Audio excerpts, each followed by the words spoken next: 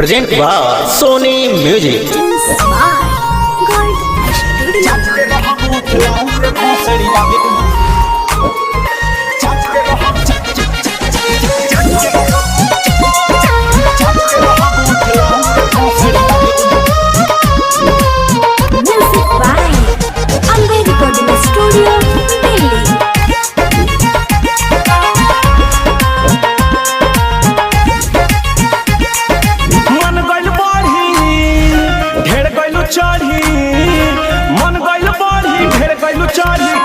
छोड़लू गाली चाट के रह बोठ लाली रे भोसड़ी वाली,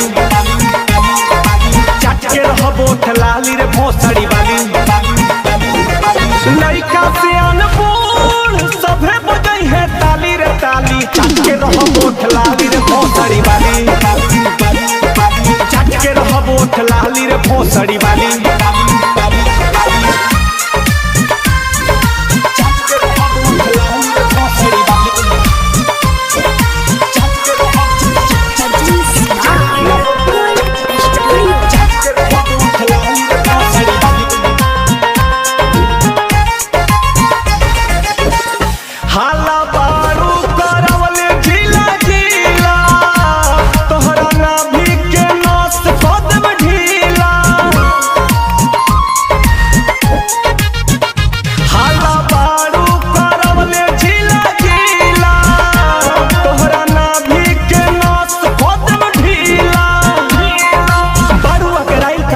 इतना जौन मन करे तू करेलू जतना, काले पे बोल रेटे अपन खोल तुर के छोड़ा बनत नाली, चाट के रह बोठ लाली रे भोसड़ी वाली, चाट के रह बोठ लाली रे भोसड़ी वाली।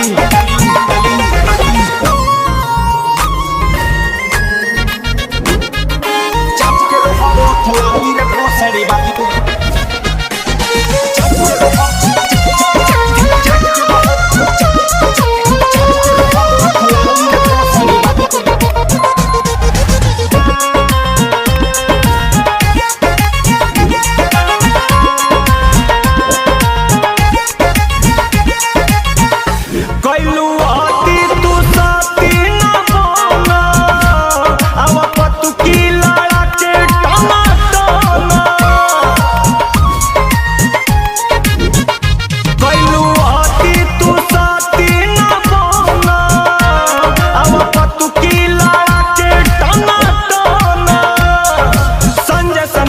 जन कर खेला पुरुषोत्तम के चाभ लकेला, मन बिन बात ढेर खैबे लात सुन रे चश्मा वाली, चाट के रह बोठ लाली रे भोसड़ी वाली।